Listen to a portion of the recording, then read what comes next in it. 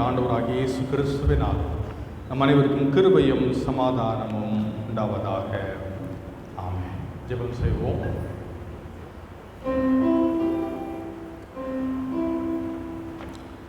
பேசும் என் ஆண்டவா, பேசும் என் இயேசுவே,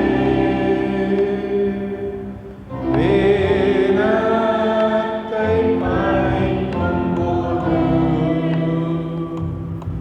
ஏழை நான் கதறும் போது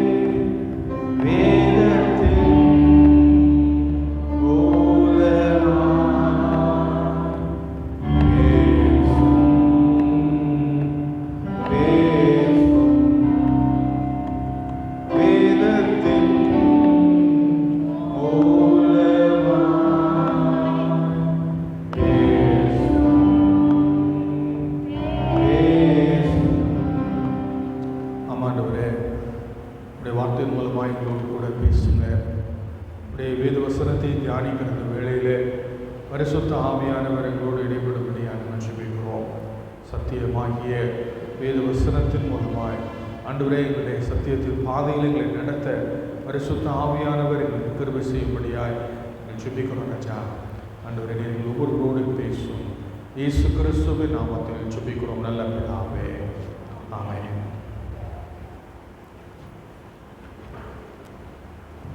இந்த நாளுக்காக தியானத்திற்கு கொடுக்கப்பட்ட வேத பகுதி பரிசுத்த லூக்கா எழுதின நற்செய்தி நூல் 6ஆம் அதிகாரம் 36ஆம் வசனம் துவங்கி 42ஆம் வசனம் வரை உள்ள வசனங்களை நானே மீண்டும் ஒரு விசை வாசிக்கிறேன். ஆகையால் உங்கள் பிதா இரக்கமுள்ளவராய் இருக்கிறது போல நீங்களும் இரக்கமுள்ளவர்களாய் இருங்கள். மற்றவர்களை குற்றவாளிகள் என்று தீர்க்காதிருங்கள், அப்பொழுது நீங்களும் குற்றவாளிகள் என்று தீர்க்கப்படாதிருப்பீர்கள். மற்றவர்களை ஆக்கினைக்குள்ளாகும்படி தீர்க்காதிருங்கள், அப்பொழுது நீங்களும் ஆக்கினைக்குள்ளாக தீர்க்கப்படாதிருப்பீர்கள். விடுதலை பண்ணுங்கள், அப்பொழுது நீங்களும் விடுதலை பண்ணப்படுவீர்கள். கொடுங்கள், அப்பொழுது உங்களுக்கு கொடுக்கப்படும். அமுக்கி குலுக்கி சரிந்து விடும்படி நன்றாய் அளந்து உங்கள் மடியிலே போடுவார்கள். அப்பொழுது நீங்கள் எந்த அளவினால் அளக்கிறீர்களோ அந்த அளவினால் உங்களுக்கும் அளக்கப்படும் என்றார். இன்னும் அவர் ஒரு உவமையை அவர்களுக்கு சொன்னார். குருடனுக்கு குருடன் வழிகாட்டக்கூடுமோ? இருவரும் பள்ளத்தில் விழுவார்கள் அல்லவோ? சீஷன் தன் குருவுக்கு மேற்பட்டவன் அல்ல, தேறினவன் எவனும் தன் குருவை போல் இருப்பான். நீ உன் கண்ணில் இருக்கிற உத்தரத்தை உணராமல் உன் சகோதரன் கண்ணில் இருக்கிற துரும்பை பார்க்கிறது என்ன? அல்லது நீ உன் கண்ணில் இருக்கிற உத்தரத்தை உணராமல் உன் சகோதரனை நோக்கி, சகோதரனே, நான் உன் கண்ணில் இருக்கிற துரும்பை எடுத்து போடட்டும் என்று சொல்வது எப்படி?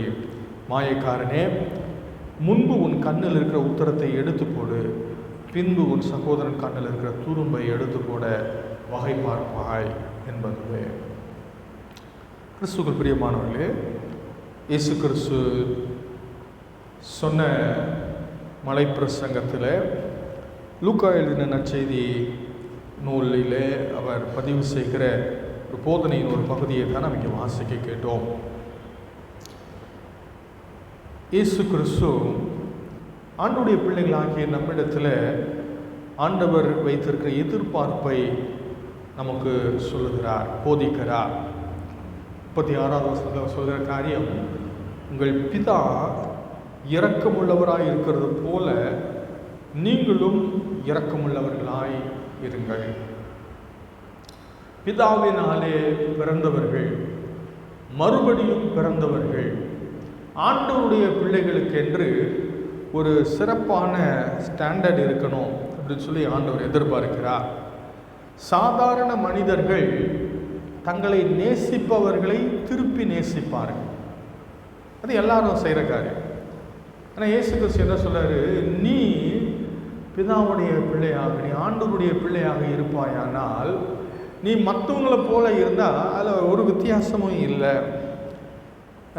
32ஆம் வசனத்துலேருந்து பாருங்கள். லூக்கா 6:32ஆம் வசனத்தில், உங்களை சிநேகிப்பவர்களே நீங்கள் சிநேகித்தால் உங்களுக்கு பலன் என்ன? பாவிகளும் தங்களை சிநேகிக்கிறவர்களை சிநேகிக்கிறார்களே. எல்லாரும் செய்கிற காரியம். தன்னை சிநேகிக்கிறவர்களே சிநேகிப்பது இயற்கை, அது எல்லாரும் செய்வாங்க. ஆனால் ஆண்டவருடைய பிள்ளையாக இருக்கிற நீ ஆண்டவரை போல நடந்துக்கணும் அப்படின்னு சொல்லிட்டு அவர் சொல்கிற காரியம் 35ஆம் வசனத்தில் அவர் என்ன சொல்கிறாரு, நந்தி கடைசி பகுதி 35ஆம் வசனம் கடைசி பகுதியில், உன்னதமானவருக்கு பிள்ளைகளாக இருப்பீர்கள், அவர் நன்றி அறியாதவர்களுக்கும் துரோகிகளுக்கும் நன்மை செய்கிறாரே. ஆகையினால தான் ஆண்டவர் சொல்கிறார், நம்மிடத்தில் ஆண்டவர் கொடுக்க முக்கியமான கட்டளை என்னென்னா, சத்துருக்களை சிநேகியுங்கள். சகோதரர்களை சிநேகிப்பவர்களை சிநேகிப்பது இயற்கையாக வர்ற காரியம். ஒருத்தர் என்னை நேசிச்சாங்கன்னா நான் அவளை திருப்பி நேசிப்பேன், இது மனித இயற்கை. ஆனால் ஆண்டவர் இங்கே ஆண்டவருடைய பிள்ளைகள்கிட்ட எதிர்பார்க்கிற ஒரு காரியம் என்னென்னா, உன்னுடைய சத்துருக்களை சிநேகியுங்கள். ஏனென்றால் உங்களுடைய பிதா அப்படிப்பட்டவர். அவர் துரோகிகளையும் நன்றி அறியாதவர்களையும் நேசித்து அவர்களுக்கு நன்மை செய்கிறார். ஆகையினாலே பிதா இரக்கமுள்ளவராய் இருப்பது போல நீங்களும் இரக்கமுள்ளவராய் இருங்கள். ஏன்னா நீங்கள் பிதாவினுடைய பிள்ளைகள். மற்றவங்களுக்கும் உங்களுக்கும் வித்தியாசம் இருக்குது. அவங்க நேசிச்சா நேசிப்பாங்க, நீங்கள் வெறுக்கிறவர்களையும் நேசிக்க வேண்டும். ஆகையினால இந்த சிறப்பான அன்பை குறித்து இயேசு கிறிஸ்து இந்த மலைப்பிரசங்கத்தில் போதிக்கிறார். 35ஆம் வசனத்தில் அவர் சொல்கிற காரியம், சத்துருக்களை சிநேகியுங்கள், நன்மை செய்யுங்கள், கைமாறு கருதாமல் கடன் கொடுங்கள், அப்பொழுது உங்கள் பலன் மிகுதியாக இருக்கும், உன்னதமானவருக்கு பிள்ளைகளாக இருப்பீர்கள். மத்திய எழுதின சுவிசேஷத்தில் 4 காரியம் ஆண்டவர் சொல்கிறாரு. முதல்ல சொல்கிறாரு, சிநேகியுங்கள், அன்பு கூறுங்கள். ரெண்டாவது சொல்கிறாரு, நன்மை செய்யுங்கள், உங்களுடைய அன்பை உங்களுடைய செயலில் காண்பியுங்கள், நன்மை செய்யுங்கள்.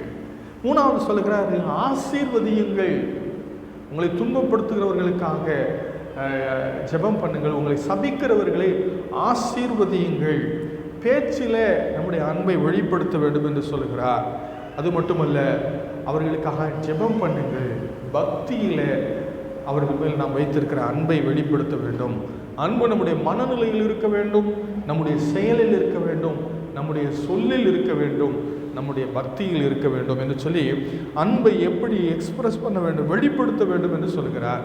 வேத புத்தகத்தில் அன்பிற்கும் இரக்கத்திற்கும் ஒரு வித்தியாசத்தை நம்ம பார்க்கலாம். நாம் பெற தகுதியில்லாததை நமக்கு கொடுப்பது அன்பினால். இதை பெற்றுக்கொள்வதற்கு எனக்கு தகுதி இல்லை, நான் குற்றவாளி, ஆண்டவர் எனக்கு கொடுக்கிற ஆசீர்வாதம் அன்பினால் கொடுக்கிறார். இரக்கம் என்பது நான் பெற வேண்டிய தண்டனையை எனக்கு கொடாமல் இருப்பது இரக்கம். என்னை தண்டனைக்கு தப்புவிப்பது இரக்கம், ஆண்டவருடைய இரக்கம். ஆண்டவர் என்னிடத்தில் இரக்கம் உள்ளவராக இருக்கிறார், நீடிய பொறுமை உள்ளவராக இருக்கிறார். அதனால் ஆண்டவர் நம்மக்கிட்ட சொல்கிற காரியம், நீங்களும் மற்றவருடைய காரியங்களில் இரக்கமுள்ளவர்களாய் நடந்து கொள்ளுங்கள், உங்களுடைய சத்துருக்களிடத்திலும் நீங்கள் இரக்கமுள்ளவர்களாய் இருங்கள். ஏனென்றால் உங்கள் பிதா இரக்கமுள்ளவராய் இருக்கிறபடியினால் நீங்களும் இரக்கமுள்ளவராய் இருங்கள். பிதாவின் இடத்திலிருந்து ஒரு புதிய ஜீவனை பெற்றுக்கொண்டிருக்கிறோம், ஒரு புதிய இருதயத்தை பெற்றுக்கொண்டிருக்கிறோம், பரிசுத்த ஆவியானவரை பெற்றுக்கொண்டிருக்கிறோம், தெய்வீக சுபாவத்தை தரித்து கொண்டிருக்கிறோம். ஆகையினாலே ஆண்டவர் இடத்தை எதிர்பார்க்கிற காரியம், பிதாவை போல இரக்கமுள்ளவராய் இருங்கள். இந்த 37ஆம் வசனம் 38ஆம் வசனத்தில் 4 கட்டளைகளை ஆண்டவர் கொடுக்கிறார். அது 2 காரியம் செய்யக்கூடாதது, 2 காரியம் செய்ய வேண்டியது. என்ன செய்யக்கூடாதுன்னு சொல்லுகிறாரு, மற்றவர்களை குற்றவாளிகள் என்று தீர்க்காதிருங்கள். ரெண்டாவது அவர் சொல்கிறாரு, மற்றவர்களை ஆக்கினைக்குள்ளாக தீர்க்காதிருங்கள். ஏன் ஆண்டவர் இதை செய்ய வேணாம்னு சொல்கிறாரு அப்படின்னா, ஆண்டவர் மற்றவர்களை நாம் குற்றவாளிகளாய் தீர்ப்பதற்கு நமக்கு போதுமான புரிதல் இல்லை. ஒருவர் செஞ்ச காரியத்தினுடைய சில காரியங்கள் நமக்கு தெரியும். அவங்க ஏன் இதை செஞ்சாங்க முழுமையாக நமக்கு தெரியாது. அவங்க சூழ்நிலை என்ன, அவங்க தேவை என்ன, அவங்க என்னதான் செஞ்சாங்க, முழுமையான காரிய விவரம் நமக்கு தெரியாமல் அவர்களை குற்றமாக தீர்க்க முடியாது. அது மட்டுமல்ல, ஆண்டவர் என்ன சொல்றாரு, காலம் வரும் முன்னே யாவொன்றையும் குறித்து தீர்ப்பு செய்யாதிருங்கள். ஆண்டவர் வருகை வரைக்கும் பொறுமையாக நாம் காத்திருக்க வேண்டும். அவருடைய வருகையில் அவர் எல்லாவற்றையும் அறிந்திருக்கிறவர். அவர் தீர்ப்பு செய்கிறதற்கு நாம் பொறுமையாக காத்திருக்க வேண்டும். ஆகிய ஆண்டவர் என்ன சொல்கிறார், மற்றவர்களை குற்றவாளிகளாக தீர்க்காதிருங்கள், மற்றவர்களை ஆக்கினைக்குள்ளாக தீர்க்காதிருங்கள், இரக்கத்தினாலே அவர்களிடத்தில் பொறுமையாக இருங்கள் என்று சொல்கிறார். பரிசேயர் நடந்து கொண்ட காரியம் நமக்கு தெரியும். விபச்சாரத்தில் கையமையமாய் பிடிக்கப்பட்ட அந்த பெண்ணை இயேசுவினிடத்தில் கொண்டு வந்து அந்த பெண்ணை ஆக்கினைக்குள்ளாக அவர்கள் தீர்க்க விரும்பினார்கள். ஆனால் இயேசு கிறிஸ்து என்ன செய்தார், அந்த பெண்ணிடத்தில் இரக்கத்தை காண்பித்தார். ஆனால் அந்த பெண்ணை ஆக்கினைக்குள்ளாக தீர்க்க வந்தவங்க கிட்ட ஆண்டவர் என்ன சொன்னார், பாவம் இல்லாதவன் முதலாவது கல்லை போடணும்னு சொன்ன உடனே அவரவர்கள் தங்களுடைய வாழ்க்கையை ஒரு நிமிடம் ஆராய்ந்து பார்த்தபோது அவர்கள் தாங்களே குற்றவாளிகள் என்பதை புரிந்து கொண்டு கல்லை போட்டுட்டு போயிட்டார். குற்றவாளியாக தீர்க்காதிருங்கள், அப்பொழுது நீங்களும் குற்றவாளிகள் என்று தீர்க்கப்படாதிருப்பீர்கள். இவங்க குற்றவாளியாக தீர்க்க விரும்பினாங்க. அதனுடைய விளைவு என்ன, அவர்கள் குற்றவாளிகளாக தீர்க்கப்பட்டாங்க. ஆகையினால கிறிஸ்துவுக்குள் பிரியமானவர்களே, ஆண்டவர் நம்மிடத்தில் எதிர்பார்க்கிற காரியம் என்ன, மற்றவர்களிடத்தில் இரக்கமுள்ளவராக இருங்கள், அவர்களை குற்றப்படுத்த வேண்டாம். ஆண்டவர் அவர்களை நியாயம் தீர்க்கிற வரைக்கும் நாம் பொறுமையாக இருக்க வேண்டும். அது ஆண்டவருடைய பணி. மற்றவர்களை ஆக்கினைக்குள்ளாக தீர்ப்பது, குற்றவாளிகளாக தீர்ப்பது என்பது கடவுளுடைய பணி. ஒரு நேரம் அப்போ நமக்கு ஒரு சில காரியங்கள் நம்ம யோசிக்கலாம்.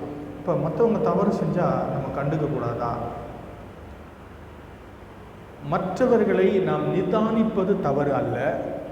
ஏன் அப்படின்னா, நிதானிக்கணும் அப்படின்னு வேத புத்தகம் சொல்லியிருக்கு. ஆனால் அவர்களை குற்றவாளிகளாகவோ ஆக்கினைக்குள்ளாகவோ தீர்க்க வேண்டாம். ஏன்னா அவங்க மனம் திருப்புறதுக்கு வாய்ப்பு இருக்குது, அவங்க ஆண்டவருடைய பிள்ளையாகிறதுக்கு வாய்ப்பு இருக்குது, அவங்க பாவ மன்னிப்பை பெற்றுக்கொள்வதற்கு வாய்ப்பு இருக்கிறது. ஆகையினாலே நாம் அவர்களிடத்தில் இரக்கமுள்ளவர்களாக பொறுமை உள்ளவர்களாக இருக்கணும். அதே சமயத்தில் அப்படிப்பட்டவர்களை நாம் நிதானித்து சில காரியங்கள் கவனமாக இருக்கவும் வேண்டும். ஏனென்றால் அதை பற்றியும் வேத புத்தகம் சொல்லுகிறது. குறிப்பாக 1 கொரிந்தியர் 15ஆம் அதிகாரத்தை நீங்கள் வாசி பார்த்தீங்கன்னா, திருச்சபை குற்றவாளிகளை என்ன செய்யணும் அப்படின்னு பற்றி சில காரியம் சொல்லியிருக்கு. பவுல் சொல்கிறாரு, என்னையா திருச்சபையில் இப்படிப்பட்ட தவறு செய்தவர்களையெல்லாம் நீங்கள் வச்சுக்கிட்டு இருக்கீங்களே, அவங்கள வச்சுருக்கிறது ரொம்ப டேஞ்சரு, அவங்க கூட ஐக்கியம் வைத்திருப்பது ரொம்ப ஆபத்தானது அப்படிங்கிறாரு. ஏன் ஆபத்தானது? அழகாக அதுக்கு அவர் சொன்ன ஒரு குறிப்பு என்ன தெரியுமா?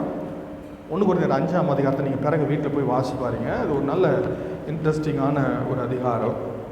அதில் என்ன சொல்கிறாரு, பாவத்தை குறித்து அவர் சொல்லுகிற ஒரு காரியம், அது புளித்த மாவுக்கு ஒப்பானது. பாவம் எப்படிப்பட்டது? புளித்த மாவுக்கு ஒப்பானது. புளித்த மாவு என்ன செய்யுங்க? மொத்த மாவையும் புளிக்க வச்சிடும். அப்போ புது மாவு இருந்துச்சுன்னா அதை என்ன செய்யக்கூடாது, அந்த புளித்த மாவு கூட சேர்க்கக்கூடாது, அதை தனியாக வச்சுக்கணும், இல்லாட்டி அதுவும் சேர்ந்து புளிச்சிடும். அப்போ இந்த 1 கொரிந்தியர் 5ஆம் அதிகாரத்தில் அதனால் அவர் என்ன சொல்கிறாரு, சகோதரர்கள், ஆண்டவருடைய பிள்ளைகள், ஆண்டவருடைய ஐக்கியத்தில் இருக்கிறவங்க, ஆண்டவருக்கு பிரியமில்லாத வாழ்க்கையில் இருந்தாங்கன்னா அவங்க கூட ஐக்கியம் கொள்ளக்கூடாதுன்னு சொல்கிறார். அவங்களுடைய பாவத்தையும் அக்கிரமத்தையும் நம்ம சரின்னு ஏற்றுக்கிட்டோம்னா அது ஒரு நம்ம வாழ்க்கையில் பாதிப்பை கொண்டு வரும். ஏன்னா புளித்த மாவு மற்ற மாவெல்லாம் புளிக்க வச்சிடும். அதனால் அவர் என்ன சொல்கிறாரு, உலகத்தில் இருக்கிறவங்களை பற்றி பிரச்சனை இல்லை, உலகத்தில் இருக்கிறவங்க விக்கிரக ஆராதனை செய்வாங்க, விபச்சாரம் செய்வாங்க. அவங்களுடைய ஸ்டாண்டர்டு வேறு, அவங்களுடைய வாழ்க்கை முறை வேறு, அவங்களுக்கு நிறைய காரியம் சரின்னு தோணும், அதெல்லாம் அவங்க செய்யலாம், ஒன்றும் ப்ராப்ளம் இல்லை. ஆனால் திருச்சபைக்குள்ளே இருக்கிறவங்களுக்கு ஆண்டவர் ஒரு ஸ்டாண்டர்ட் வச்சுருக்கிறார். அந்த ஸ்டாண்டர்டுக்கு வித்தியாசமாக அவங்க வாழ்க்கை இருந்துச்சுன்னா அவங்கக்கிட்ட இருந்து நம்ம ஒரு டிஸ்டன்ஸை மெயின்டைன் பண்ணணும். அவங்க செய்கிற தவறை சரி என்று சொல்ல கூடாது, தவறுன்னு தான் சொல்லணும். அதுலேருந்து நம்ம விலகி இருக்கணும். ஏசாமி பாவிகளை நேசிச்சாரு, ஆனால் பாவத்தை சரின்னு இங்கே சொன்னாரா? சொல்லலை. பாவிகளை ஏற்றுக்கொண்டு பாவிகளோடு சாப்பிடுகிறாருன்னு போன வாரத்துக்கு முந்தின வாரம் நம்ம படித்தோம். ஆனால் பாவிகளை ஏற்றுக்கொண்டு நீ பாவம் செய்கிறது சரின்னு சொன்னாரா? ஏசாமி அவங்க கூட சேர்ந்து பார்ட்டியில் போய் கொண்டாடிக்கிட்டு இருந்தாரா? இல்லை. இயேசு கிறிஸ்து அவர்களோடு இருந்தார், அவர்களை ஏற்றுக்கொண்டார், அவர்களை நேசித்தார், அவர்களை மனம் திரும்ப அழைத்தார், அவருடைய தவறுகளை அன்பாய் கண்டித்து உணர்த்தினார். ஆகையினால இந்த காரியத்தில் ஜாக்கிரதையாக இருக்கணும். 1 Corinthians 5ஆம் அதிகாரத்தில் 9ஆம் வசனம் பாருங்க. விபச்சாரக்காரரோடு கலந்திருக்க கூடாது என்று நிருபத்தில் உங்களுக்கு எழுதினேன். ஆனாலும் இவ்வுலகத்தில் உள்ள விபச்சாரக்காரர், பொருள் ஆசைக்காரர், கொள்ளைக்காரர், விக்கிரக ஆராதனைக்காரர் இவர்களோடு எவ்வளவும் கலந்திருக்க கூடாது என்று நான் எழுதவில்லை. அப்படியானால் நீங்கள் உலகத்தை விட்டு நீங்கி போக வேண்டியதா இருக்குமே. இப்படிப்பட்டவங்க கூட இருக்கக்கூடாதுன்னு சொன்னால் உலகத்திலே நம்ம இருக்க முடியாது. ஏன்னா உலகத்தில் இருக்கிறவங்க எல்லாரும் அப்படிப்பட்டவங்க இருக்கிறாங்க. ஆனால் என்ன சொல்றாரு பாருங்க, அடுத்த வசனம் கவனிங்க. நான் உங்களுக்கு எழுதினது என்னவென்றால், சகோதரன் எண்ணப்பட்ட ஒருவன். அப்படின்னு என்ன அர்த்தம்? பிரதர். யாரு பிரதர்? பக்கத்தில் உட்காந்துருக்காங்கல்ல, அவங்க தான் பிரதர். இயேசுவினுடைய ரத்தத்தினாலே கழுவப்பட்டு ஆண்டவருடைய பிள்ளையாக இருக்கிறவங்க, விசுவாசியாக இருக்கிறவங்கள வேத புத்தகம் என்ன சொல்லுது? சகோதரன். அப்போ சகோதரன் எண்ணப்பட்ட ஒருவன் விபச்சாரக்காரனையாவது, பொருளாசைக்காரனையாவது, விக்கிரக ஆராதனைக்காரனையாவது, உதாசீனாவது, வெறியனாயாவது, கொள்ளைக்காரனாயாவது இருந்தால் அவனோட கலந்திருக்க கூடாது, அப்படிப்பட்டவனோடு கூட உசிக்கவும் கூடாது. ஆகையினால கிறிஸ்துவுக்கு பிரியமானவர்களே, ஆண்டவர் மற்றவர்களை குற்றப்படுத்த சொல்லலை, ஆனால் அதே சமயத்தில் நாம் நிதானிக்க வேண்டும். நாம் அவர்களிடத்தில் இரக்கமுள்ளவர்களாக இருக்க வேண்டும், அவர்கள் மனம் திரும்புவதற்கு வாய்ப்பு கொடுக்க வேண்டும். ஆனால் அதே நேரத்தில் அவர்களோடு கூட ஐக்கியமாகி இருக்க கூடாது. கொள்ளைக்காரனுக்கு கூட்டாளியாக இருக்க கூடாது, விபச்சாரக்காரனுக்கு கூட்டாளியாக இருக்கக்கூடாது. அவன் கூடவே போயிட்டு இருந்தால் அவனுடைய காரியங்கள் நம்மளை ஒட்டிக்கும். வேத புத்தகத்தில் தெளிவாக சொல்லுது, நிறைய தவறான காரியங்கள் ரொம்ப ரொம்ப டேஞ்சரஸ். கோபக்காரனுக்கு தோழனாகாது. ஏங்கயா தோழனானா என்ன? அவனுடைய வழிகளை நீ கற்றுக்கொள்வாய் அப்படிங்கிற. அவன் எப்படி பிஹேவ் பண்ணானா அதே மாதிரி நீனும் ஆக்ட் பண்ண ஆரம்பிச்சிரு. அதனால் டிஸ்டன்ஸை மெயின்டைன் பண்ணு, அப்படிப்பட்டவங்கக்கிட்ட இருந்து விலகி இரு, ஐக்கியம் கொள்ள வேண்டாம் அப்படின்னு சொல்கிறார். ஆகையினால இந்த காரியத்தில் ஆண்டவர் நமக்கு கற்றுக் கொடுக்குற காரியம், மற்றவர்களை குற்றவாளியாக தீர்க்க வேண்டாம், ஆக்கினைக்குள்ளாக தீர்க்க வேண்டாம். அதே சமயத்தில் அவருடைய பாவத்தை ஏற்றுக்கொள்ளவோ ஆதரிக்கவோ வேண்டாம். அவங்க செய்கிற தவறுன்னு தெரிஞ்சுன்னா நம்ம விலகி இருக்க வேண்டும். ஆண்டவர் அவர்களோடு பேசுவதற்கு, அவர்கள் மனம் திரும்புவதற்கு வாய்ப்பு கொடுக்கலாம், அவர்களை நேசிக்கலாம். அவர்களை ஆக்கினைக்குள்ளாக நம்ம தீர்த்து விட வேண்டாம். அதுக்கு இன்னும் டைமு இருக்குது. அப்போ அதுக்கு பதில் என்ன செய்யணும், வேற என்ன செய்யணுங்கிறாரு ஆண்டவர். என்ன சொல்கிறார்? 2வது காரியம், விடுதலை பண்ணுங்கள், கொடுங்கள். ஆண்டவர் செய்யும்படியாக சொல்லியிருக்கிற 2 காரியம், விடுதலை பண்ணுங்கள், அவர்களுக்கு கொடுங்கள். உங்களுடைய சத்துருக்கள், அவர்களை நீங்கள் மன்னியாமையினாலே கட்டி வைத்திருக்க வேண்டாம், அவர்களை விட்டு விடுங்கள், அவர்களை மன்னித்து விடுங்கள், அவர்களுக்கு கொடுங்கள். இந்த 2 காரியத்தை ஆண்டவர் சொல்லிட்டு என்ன சொல்கிறாரு, இதனுடைய விளைவு என்ன? நீங்கள் ஆக்கினைக்குள்ளாக தீர்க்கலைன்னா அவங்க உங்களை ஆக்கினைக்குள்ளாக தீர்க்க மாட்டாங்க. நீங்கள் குற்றவாளியாக தீர்க்கலைன்னா அவங்க உங்களை குற்றவாளியாக தீர்க்க மாட்டாங்க. நீங்கள் விடுதலை பண்ணிட்டீங்கன்னா நீங்கள் விடுதலை பண்ணப்படுவீர்கள். நீங்கள் கொடுத்தீங்கன்னா உங்களுக்கு திருப்பி கிடைக்கும். ஏன் அப்படின்னா இது உலக மக்களுடைய ஸ்டாண்டர்ட். அவங்க என்ன செய்வாங்க? அன்பு கூர்ந்தால் அன்பு கூறுவாங்க, கொடுத்தா திருப்பி கொடுப்பாங்க. இது உலக மனிதர். ஆகையினால் இப்படி நீங்கள் நடந்து கொள்ளுங்கள், அப்பொழுது நீங்கள் அதை திரும்ப பெற்றுக்கொள்வீர்கள் என்று சொல்லுகிறார். அடுத்த ரெண்டாவது ஒரு காரியம் இந்த பகுதியில் 39ஆம் வசனத்துலேருந்து 42ஆம் வசனம் வரைக்கும் உள்ள இந்த பகுதியில் 2வது ஒரு பார்ட்டு, இயேசு கிறிஸ்து போதிக்கிற அடுத்த ஒரு காரியம் என்னவென்றால், யாரை நீங்கள் பின்பற்ற வேண்டும் அல்லது தவறான போதகர்களை பின்பற்றுவதின் ஆபத்து என்ன என்பதை பற்றி சொல்றார். சில நேரத்தில் கள்ள போதகர்கள் தவறான காரியங்களை பற்றி பேசும்போது சில சபையாரெல்லாம் சொல்லுவாங்க, அவங்க என்னவோ பண்ணிட்டு போகிறாங்க, நமக்கு அதை பற்றி கவலை இல்லை, நான் வசனத்தை கேட்குறேன்னா அப்படிம்பாங்க.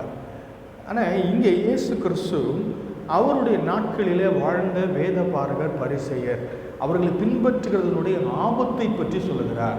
தவறான போதகர்களை பின்பற்றுவதனுடைய ஆபத்தை பற்றி இந்த பகுதியிலே இயேசு கிறிஸ்து ரொம்ப அழகாக போதிக்கிறார். அவர்களை பற்றி அவர் சொல்லுகிற ஒரு காரியம் என்னவென்றால், குருடனுக்கு குருடன் வழிகாட்ட கூடுமோ, இருவரும் பள்ளத்தில் விழுவார்கள் அல்லவோ. யாரை பின்பற்றக்கூடாதுங்கிறாரு? பார்வையற்றவரை பின்பற்ற கூடாது. ஏன் பின்பற்றக்கூடாது? கண்ணு தெரியாதவர் என்னை கூட்டிகிட்டு போனார்னா அவர் எங்கே போகிறாருன்னு அவருக்கும் தெரியாது, நான் எங்கே போகிறேன்னு தெரியாது. அவர் பின்னாடி போனால் அவர் விழுற குழியில் நானும் விழ வேண்டி வரும். ஆகையினால ஜாக்கிரதையாக இருக்கணும். இங்கே ரொம்ப முக்கியமான விஷயம் ஏசாமி சொல்கிறது சரீர பார்வையற்றவர்களை பற்றி சொல்லலை. ஏன் அப்படின்னா அதை ஒரு உதாரணமாக தான் சொல்கிறார். சரீரத்தில் பார்வையற்றவர்களை பின்பற்றி போனால் குழியில் தான் விழுவோம், பிரச்சனையில் திரும்ப எந்திரிச்சு போய்க்கலாம். ஆனால் ஆவிக்குரிய பார்வையற்றவர்களை பின்பற்றினா எந்த குழியில் போய் விழுவோம்? பாதாள குழியில் கொண்டே விட்டுருவாங்க. அப்போ சரீர பார்வையை விட மிக மிக முக்கியத்துவம் வாய்ந்தது ஆவிக்குரிய பார்வை. ஆவிக்குரிய பார்வை இயேசு கிறிஸ்து நேரடியாகவே மத்தேயு எழுதின சுவிசேஷம் 23ஆம் அதிகாரத்தில் இந்த பரிசேயரை பற்றி இயேசு கிறிஸ்து போதித்த காரியத்தை நம்ம வாசிக்கிறோம். 16ஆம் வசனம் பாருங்க.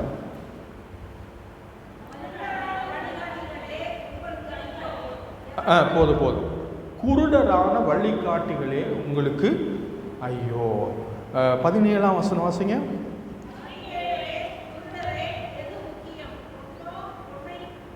பத்தொன்பதாவது வசனம் வாசிங்க.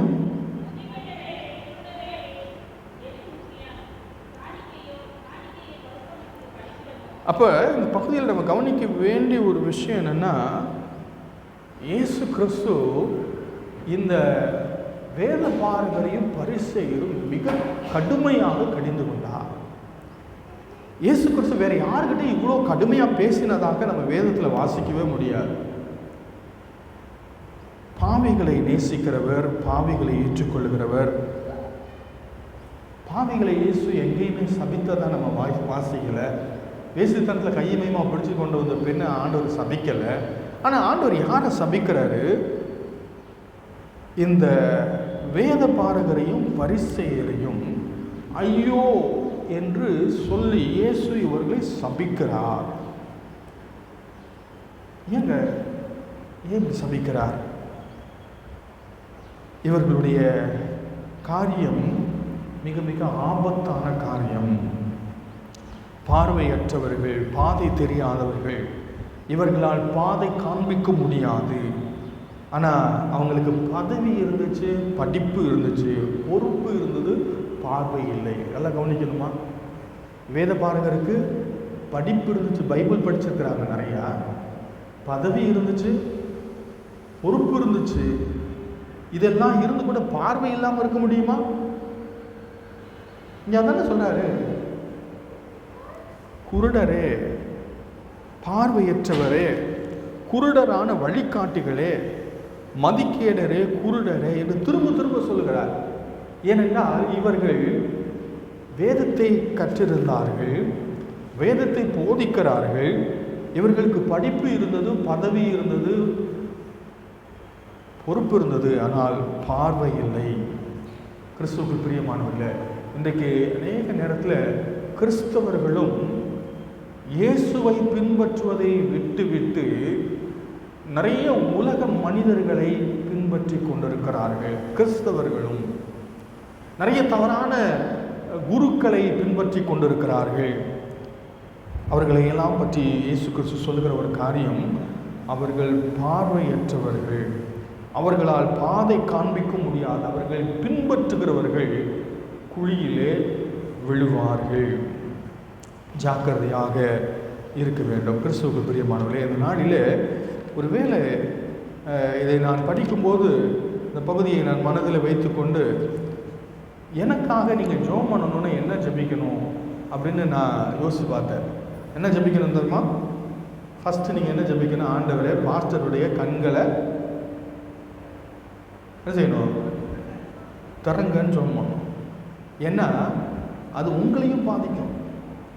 என்னுடைய கண்கள் குருடாக்கப்பட்டிருந்ததுன்னா நான் மட்டும் பாதிக்கப்பட போகிறதில்ல, பாதிக்கப்பட போகிறது நீங்களும். ஆகியனாலே ஊழியருக்காக என்னங்க ஜெபம் பண்ணணும்? ஆண்டவரே, அவரை ஆசீர்வதிங்க, கார் கொடுங்க, நல்ல வீடு கொடுங்க, குழந்தை கொடுங்க, அது கொடுங்க, இது கொடுங்க, எல்லாம் ஜெபம் பண்ணலாம். கரெக்ட், நல்லது, தப்பு கிடையாது. ஆனால் அது எல்லாத்தையும் விட ரொம்ப முக்கியமாக ஜெபம் பண்ண வேண்டியது, ஆண்டவரே அவருடைய கண்களை திறங்க. ஏன்னா அவர் முக்கியமான ஒரு பொறுப்பில் இருக்கிற, வழி நடத்த வேண்டிய வேலை. அவர் குருடராக இருந்தார்னா பின்னாடி போகிறவங்க எல்லாத்துக்கும் அது ஆபத்தாக அமையும். ஆகியனால கண்கள் திறக்கப்பட வேண்டும், கண்கள் திறக்கப்பட வேண்டும். ரெண்டாவது காரியம், இந்த பகுதியில் இயேசு கிறிஸ்து சொன்ன ஒரு காரியம், இயேசு கிறிஸ்து சொன்ன ஒரு உவமை இது. ரெண்டாவது ஒரு காரியம் சொல்கிறார் 40ஆம் வசனத்தில், சீஷன் தன் குருவுக்கு. இந்த முதல் காரியத்திலேயே நம்ம கவனிக்கிற விஷயம் என்னென்னா, தவறான பார்வையற்றவர்களை பின்பற்ற வேண்டாம் என்று சொன்னார். அதே சமயத்தில் இயேசுவை பின்பற்ற வேண்டும் என்பதற்கு வேத புத்தகம் காண்பிக்கிற சில காரியங்களை நம்ம கவனிக்கணும். இயேசு கிறிஸ்து யோவான் எழுதின சுவிசேஷம் 14ஆம் அதிகாரம் 6வது வசனத்தில் என்ன சொன்னார்? நானே வழியும் சத்தியமும் ஜீவனுமாயிருக்கிறேன், என்னாலே அல்லாமல் ஒருவனும் பிதாவினிடத்தில் வரான். இயேசு கிறிஸ்து சத்தியமாக இருக்கிறார், வழியாக இருக்கிறார். ஆகினாலே அவரை பின்பற்றுவது அவசியம். ரெண்டாவது காரியம், யோவான் எழுதின சுவிசேஷம் 8வது அதிகாரம் 12வது வசனத்தில் இயேசு கிறிஸ்து சொன்னார், நானே உலகத்திற்கு ஒளியாயிருக்கிறேன், என்னை பின்பற்றுகிறவன் இருளிலே நடவாமல் ஜீவ ஒளியை அடைந்திருப்பான். அப்போ இயேசுக்கு சொல்கிறார், நான் வழின்னு சொல்கிறாரு. ரெண்டாவது, நான் வெளிச்சம் என்று சொல்லுகிறார். மூணாவது காரியம், லூக்கா எழுதின சுவிசேஷம் 4ஆம் அதிகாரம் 18வது வசனம் வாசியம்.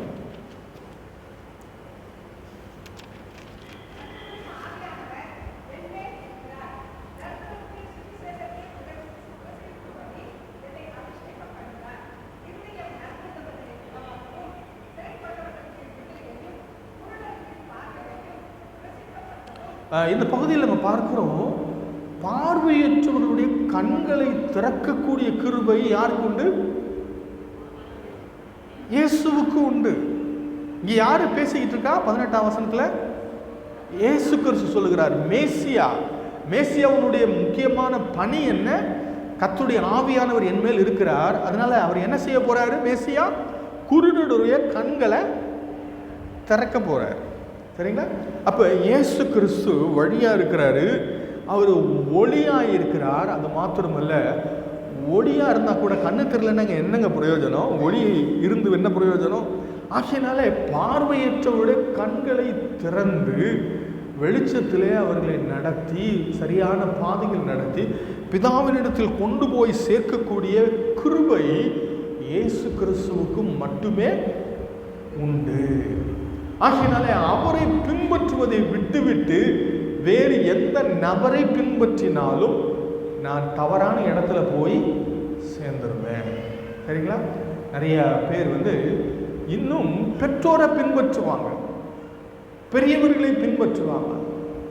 கவனிங்க, பெற்றவர்களும் பெரியவர்களும் கூட சில நேரத்தில் தவறாக நடப்பதற்கு வாய்ப்பு இருக்குது. மற்ற 23ஆம் அதிகாரத்தை வீட்டுக்கு போய் வாசி பாருங்க. பரிசேயருடைய பிரச்சனை என்ன?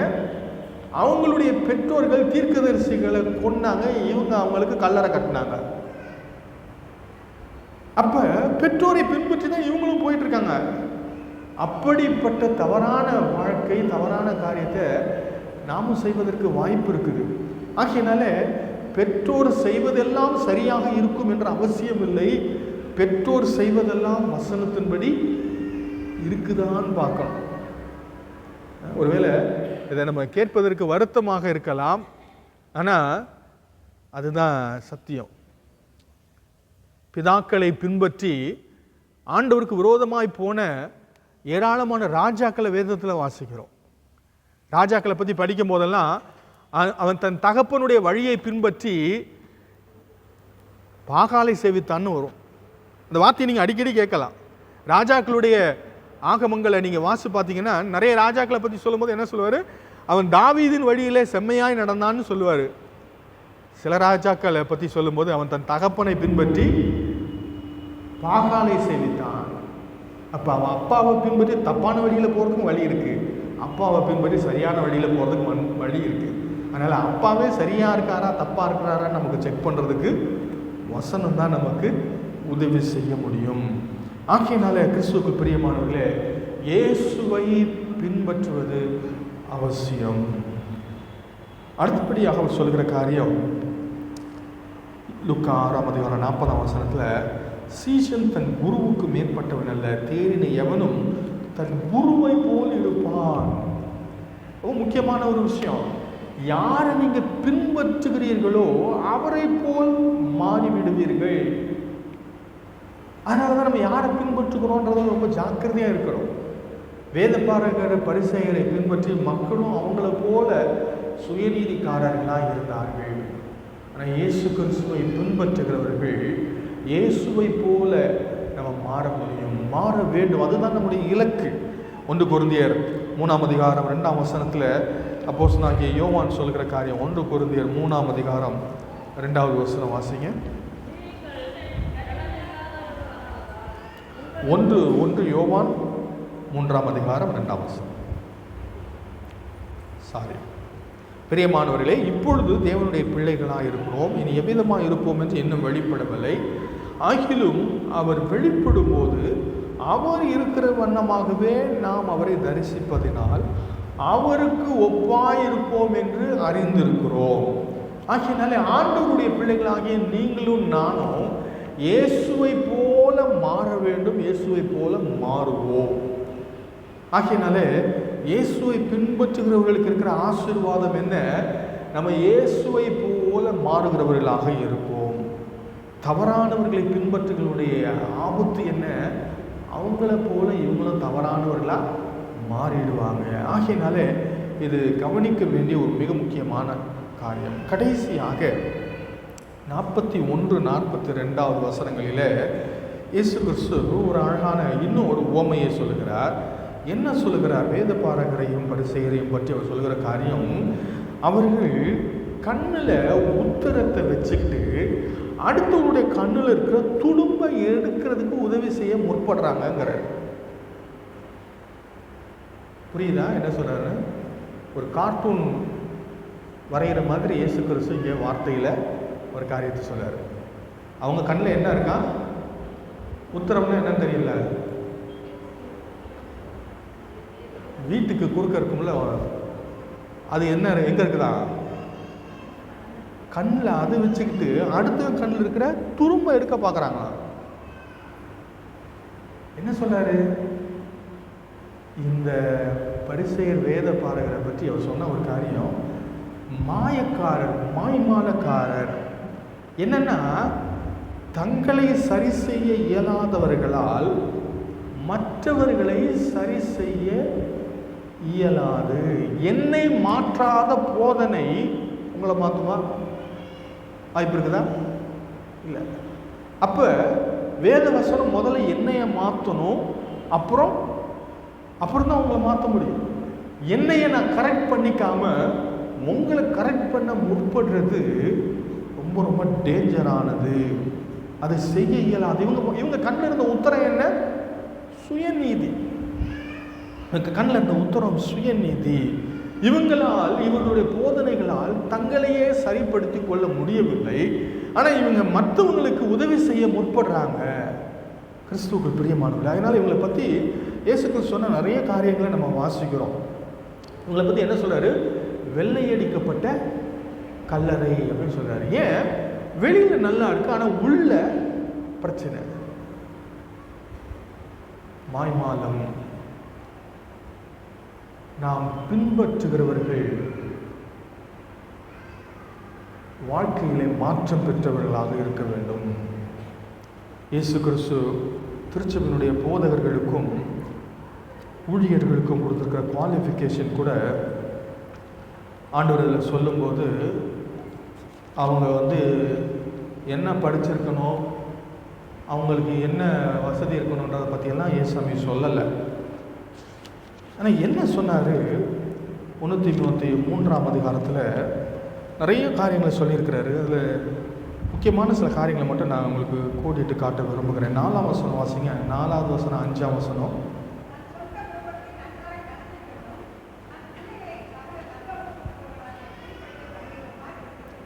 ஊழியக்காரருக்கு தகுதி என்னங்க? அவர் என்ன படிச்சிருக்கணும்? அதை பற்றி சொல்லவே இல்லைங்க. அவர் எப்படி வாழணும் நிறைய சொல்லியிருக்கிறார். அதை பற்றி என்ன சொல்கிறாரு? தன் சொந்த குடும்பத்தை நன்றாய் நடத்துகிறவனும் தன் பிள்ளைகளை சகல நல் ஒழுக்கமுள்ளவர்களாக கீழ்ப்படிய பண்ணுகிறவனுமாய் இருக்க வேண்டும். கவனிச்சிங்களா? என்ன சொல்றாரு? சொல்லிட்டு அடுத்த வசனத்தில் என்ன சொல்றாரு?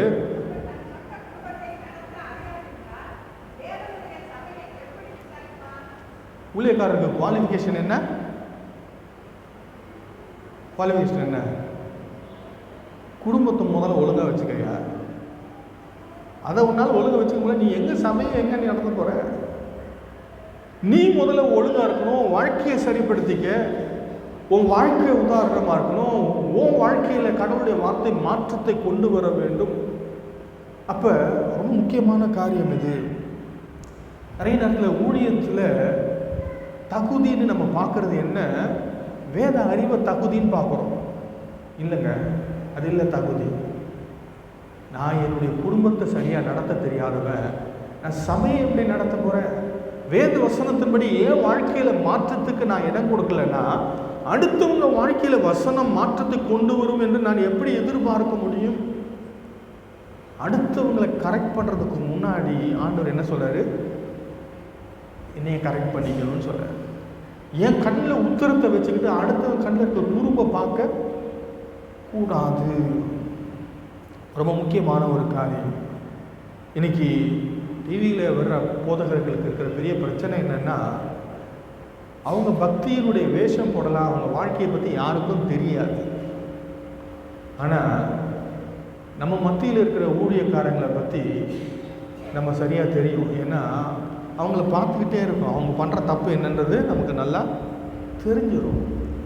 அதனால தான் நிறைய நேரத்தில் ஊழியக்காரர்களை சபைக்கு அழைக்கும் போது கவனிக்கிற ஒரு விஷயம், அவங்க வாழ்க்கை எப்படி இருக்குது, அவங்க நல்லா பிரசங்கம் பண்ணுவாங்களா, அடுத்த கேள்வி. ஆனால் அதுக்கு முன்னாடி நம்ம கவனிக்க வேண்டிய விஷயம் என்ன? அவங்க வாழ்க்கை எப்படி இருக்குது, ஆண்டவருக்கு பயந்து வாழ்கிறாங்களா, அவங்க வாழ்க்கை ஆண்டவருக்கு உகந்த வாழ்க்கையாக இருக்குதா என்பதை கவனிக்க வேண்டும். திருச்சபையினுடைய காரியங்களில் இருக்கிற ஊழியர்கள், பிரசங்கிக்கிறவர்கள், சண்டே ஸ்கூல் டீச்சர், இவங்க எல்லாத்துக்கிட்டையும் ஆண்டவர் என்ன தகுதி எதிர்பார்க்குறாரு, உங்களுக்கு என்ன அறிவு இருக்குது, பைபிளை பற்றி உங்களுக்கு என்ன தெரியும்னு ஆண்டவர் கேட்கல. உங்கள் வாழ்க்கை சரியாக இருக்கா, உங்கள் பிள்ளைங்க சரியாக இருக்கிறாங்களா, உங்கள் குடும்பத்தை சரியாக நடத்த தெரியுதா உங்களுக்கு? அதுதான் நம்முடைய தகுதியாக ஆண்டவர் பார்க்கிறார். கிறிஸ்துவுக்கு பிரியமானவர்களே, இந்த பகுதியில் இயேசு கிறிஸ்து தான் நமக்கு சரியான ஒரே தலைவர். ஏன்னா அவர் பாவமற்றவர். பரிசேயர்கள் அவர்கள் மாய்மாலமாக வாழ்ந்து கொண்டிருந்தாங்க, புறம்பான ஒரு தூய்மையை காமிச்சுக்கிட்டு இருந்தாங்க. ஆனால் உள்ளேயோ இருதயமாக சுத்தமாக இருந்தது. வெள்ளையடிக்கப்பட்ட கல்லறைன்னு சொன்னதுக்கு காரணம் என்னென்னா, வெளிப்பிரகாரமான மாற்றங்களை அவங்களால ஈஸியாக கொண்டு வர முடியும். ட்ரெஸ்ஸை மாற்றுறது கஷ்டமா, நகையை கலட்டுறது கஷ்டமா, ஈஸியாக கலட்டிடலாம். பெருமையை கலட்ட முடியுமா? பெருமையை கலட்ட முடியுமா? கோபத்தை, இச்சையை கலட்டுறது கஷ்டமா, ட்ரெஸ்ஸை மாற்றுறது கஷ்டமா?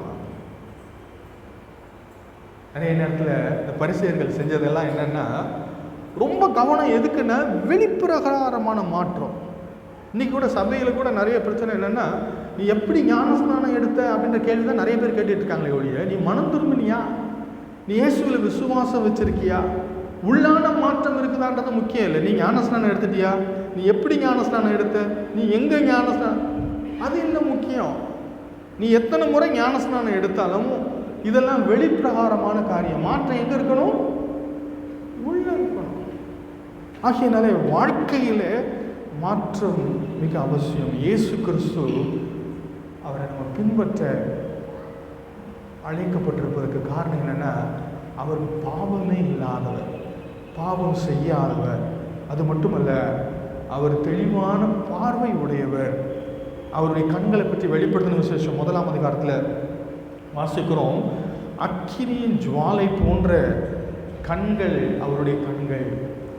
லேசர் பீம் அந்த ஒரு இடத்துல பட்டு அதில் இருக்கிற குறைகளை காண்பிப்பது போல ஆண்டவர் நம்முடைய வாழ்க்கையை ஆராய்ந்து அறிந்து நம்முடைய குறைகளை நமக்கு காண்பித்து நம்மை சரி செய்யக்கூடிய தகுதி இயேசு கிறிஸ்துவுக்கு உண்டு. அதனால தான் வெளிப்படுத்தின விசேஷம் 2ஆம் அதிகாரம் 3ஆம் அதிகாரத்தில் வாசி பார்த்தீங்கன்னா, சபையை பற்றி இயேசு பேசுகிறார். என்ன பேசுகிறார்? உன்னுடைய குறைகளை அறிந்திருக்கிறேன். குறைகளை மட்டுமல்ல, உன்னுடைய நிறைகளையும் அறிந்திருக்கிறேன். ஆண்டவருக்கு எல்லாம் தெரியும், எல்லாவற்றையும் கூர்ந்து பார்க்கிறார். அவருக்கு முன்பதாக சகலமும் நிர்வாணமும் வெளியரங்கமுமாக இருக்கிறது. பரிசேயர்களுடைய கண்களை மறைத்து கொண்டிருந்த பெரிய உத்தரம் என்னென்றால், சுய நீதி அவங்களுக்கு இருந்ததுனால தங்களுடைய பிரச்சனையே அவங்களுக்கு தெரியல, அடுத்தவங்க பிரச்சனையெல்லாம் நல்லா தெரிஞ்சிச்சு. அதனால் அடுத்தவங்க கண்ணில் இருக்க உத்தரத்தை எடுக்க வாங்குறான், துரும்ப எடுக்க வாங்குறான். ஆனால் இவன் கண்ணில் இருக்க பெரிய பிரச்சனை சுயநீதி. பாவிக்கு தெரியும் எனக்கு மன்னிப்பு வேணும்னு. சுயநீதிக்காரனுக்கு மன்னிப்பு வேணுமா? வேணுமா? வேண்டாம். ரட்சகர் வேணுமா? வேண்டாம். ஏன்னா சுயநீதிக்காரன் தன் பாவி என்றே அவனால் உணர முடியாது. கிறிஸ்துவுக்குள் பிரியமானவர்களே, இயேசு கிறிஸ்து பாவமற்றவர். அது மட்டுமல்ல, அக்கினி ஜுவாலை போன்ற கண்களை உடையவர். அவருக்கு முன்பாக சகலமும் நிர்வாணமும் வெளியரங்கமுமாக இருக்கிறது. அவராலே நம்முடைய வாழ்க்கையை ஆராய்ந்து நம்மை அறிந்து கொள்ளக்கூடிய நம்முடைய குறைகளை சீர்படுத்தி நம்மை தேவனுடைய ராஜ்யத்திற்குரியவர்களாய் மாற்ற முடியும். ஆகையினாலே பிதாவை போல இரக்கமுள்ளவர்களாக நாம் இருக்க அழைக்கப்பட்டிருக்கிறோம். இயேசு கிறிஸ்துவை பின்பற்ற ஆண்டவர் நம்மை அழைத்திருக்கிறார். மற்ற தலைவர்களை அல்ல, தவறான தலைவர்களை பின்பற்றுபவர்கள் குழியிலே விழுவார்கள், தவறான இலக்கை அடைவார்கள், அவர்களுடைய வாழ்க்கை ஆபத்திலே போய் முடியும். அவர்கள் அந்த தவறான தலைவரை போல மாறிவிடுவார்கள். அவர்கள் தவறான தலைவர்கள், பூமியில் இருக்கிற தலைவர்கள் எல்லாரும் மாய்மாலக்காரர்கள் என்று ஆண்டவர் சொல்கிறார். ஏனென்றால் வெளிப்பிரகாரமான காரியங்களை பற்றி மட்டும் நமக்கு தெரியும். அவருடைய உள்ளான வாழ்க்கையினுடைய அந்தரங்கத்தை ஆண்டவர் மட்டுமே அறிவார். ஆனால் இயேசு கிறிஸ்துவோ அவர் சரியான தலைவர், வழியும் சத்தியமும் ஜீவனுமாக இருக்கிறவர், அவர் உலகத்திற்கு ஒளியாக இருக்கிறவர், அவர் நம்முடைய கண்களை திறக்க வல்லவர். அது மட்டுமல்ல, நம்மை அவரை போல மாற்ற விரும்புகிறார். அவர் பாவமற்ற பரிசுத்தர். அவர் நம்முடைய வாழ்க்கையில் இருக்கிற குறைகளை கண்டித்து உணர்த்தி நம்மை சீர்படுத்தக்கூடியவர். ஆகையினால இயேசுவையே பின்பற்றி தேவனுடைய ராஜ்யத்தில் காணப்பட ஆண்டவர் நமக்கு கிருபை செய்வாராக.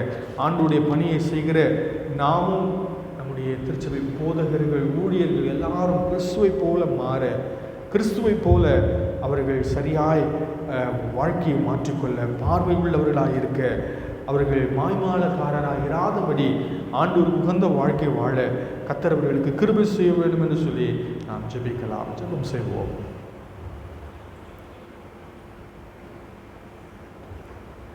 பரிசுத்தமும் கிருபையும் அன்பும் உள்ள எங்கள் பரலோகத்தகப்பனே, ஆண்டவரை இந்த நாள் நம்முடைய பாதத்தில் நாங்கள் வந்து பார்க்கிறோம். பிதா இரக்கமுள்ளவராக இருப்பது போல நாங்களும் இரக்கமுள்ளவர்களாக இருக்க, கர்த்தாவை மற்றவர்களை ஆக்கினைக்குள்ளாக தீர்க்காமல், குற்றவாளிகள் என்று தீர்க்காமல், ஆண்டவரை அவர்களிடத்தில் பொறுமை உள்ளவர்களாய் காத்திருக்க ஆண்டவரை நீர் எங்களுக்கு கிருபை செய்ய, அவர்களுக்கு கொடுக்கவும், அவர்களை மன்னிக்கவும், விடுதலையாக்கவும் உதவி செய்ய. ஆண்டவரே, இது மாத்திரமல்ல, நாங்கள் யாரை பின்பற்றுகிறோம் என்பதில் ஜாக்கிரதையாக இருக்க உதவி செய்ய. பார்வையற்ற பரிசெயரை பின்பற்றி அழிந்து போன மக்கள் கூட்டத்தில் நாங்களும் இராதபடிக்கு ஆண்டவரே இயேசுவை பின்பற்றுகிறவர்களாக வழியும் சத்தியம் ஜீவனுமாக இருக்கிற ஆண்டவரை உண்மையை நாங்கள் பின்பற்றி நடக்க எங்கள் ஒவ்வொருவருக்கும் கிருபை செய்ய. கடவுள் இடத்துல செல்கிறதற்கு ஒரே வழியாக இருப்பதினாலே வேறு எந்த மார்க்கத்திலும் ஆண்டவரே நாங்கள் கடவுளை கண்டடைய முடியாது என்பதை தீர்க்கமாய் புரிந்து கொண்டவர்களாய் வாழ கர்த்தாவே எங்களுக்கு கிருபை செய்ய வேண்டும் என்று நாங்கள் ஜெபிக்கிறோம். ஆண்டவரே போதனை மற்றவர்களுக்காக இல்லாதபடி ஆண்டவரே எங்களுடைய வாழ்க்கையை மாற்றுகிறதாக அமைய நீங்கள் உதவி செய்கிறஜா. ஊழியர்களாக நாங்கள் பார்வை உள்ளவர்களாக இருக்க, ஆண்டவரை கிறிஸ்துவை பின்பற்றுகிறவர்களாக இருக்க, ஆண்டவரே மாய்மாலக்காரராய் இராமல் இருக்க கர்த்தாவே எங்கள் ஒவ்வொருவருக்கும் நீங்கள் கிருபை செய்யப்படியாக நான் ஜெபிக்கிறோம். ஆண்டவரே முன் வந்து நின்று உடைய வார்த்தையை போதிக்க எங்களுக்கு ஆவல் உண்டு கர்த்தாவே. ஆனால் ஆண்டவரே அந்த வார்த்தை எங்களை மாற்றிக்கொள்வதற்கு, அந்த வார்த்தைகளை மாற்றுவதற்கு, இடம் கொடுப்பதற்கு நாங்கள் ஆவல் உள்ளவர்களாய் காணப்பட ஆண்டவரே எனக்கும் எங்கள் ஒவ்வொருவருக்கும் நீங்கள் உதவி செய்யப்படியாக நான் ஜெபிக்கிறோம். மற்றவர்களுக்கு ஆண்டவரே ஊழியம் செய்கிற நாங்களே ஆகாதவர்களாய் போய்விடாதபடிக்கு ஜாக்கிரதையாக எங்களை நாங்கள் வைத்துக்கொள்ள ஆண்டவரே வேத வசனத்தின்படி வாழ்வதற்கு எங்கள் ஒவ்வொருவருக்கும் நீங்கள் கிருபை செய்யும்படியாக நாங்கள் ஜெபிக்கிறோம். ஆண்டவரே தயவுள்ள காரியங்களை எங்களை அர்ப்பணிக்கிறோம். காத்து நடத்துங்க. இயேசு கிறிஸ்துவின் நாமத்தில் ஜெபிக்கிறோம் நல்ல பிதாவே. ஆமென்.